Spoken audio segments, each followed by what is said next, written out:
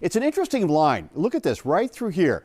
And the problem with this is that we're putting thunderstorms over the exact same spot, one right after the other, which means that you get heavy rain, and it's followed by more heavy rain and more heavy rain. So that's why I'm concerned about some localized flooding that could take place as we head through the evening hours. We've had quite a bit of lightning with this. We've had downpours taking place, almost 40 lightning strikes the last 15 minutes just in this area here. It is marching its way to the east at about 30 miles an hour.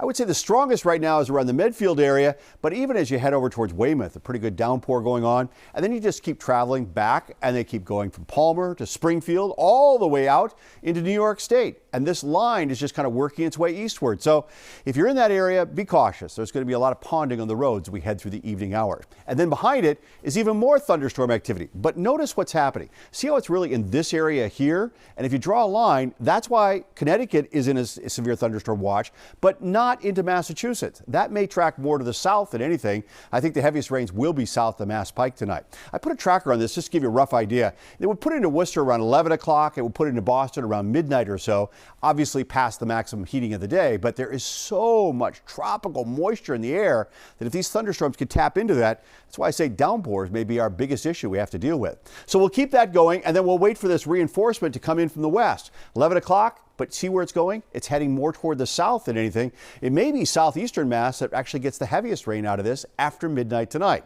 What can you expect? Well, downpours with it, obviously, and a lot of lightning and thunder. So it's going to be a very noisy night tonight as we head into the overnight hours. Now that whole thing clears out of here by 10 o'clock tomorrow morning.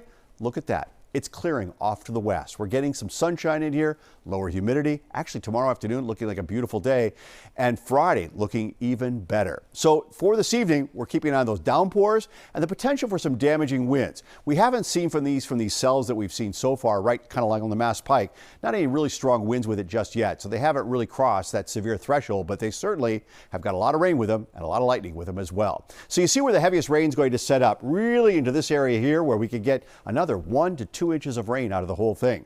But as I mentioned, once it goes by, the humidity drops to very low levels on Friday. Saturday's not bad, but by Sunday, we're back into the tropical moisture once again. But we get to enjoy this less humid weather moving in tomorrow and into Friday. So tomorrow, remember, there's going to be some showers early and some sunshine by afternoon.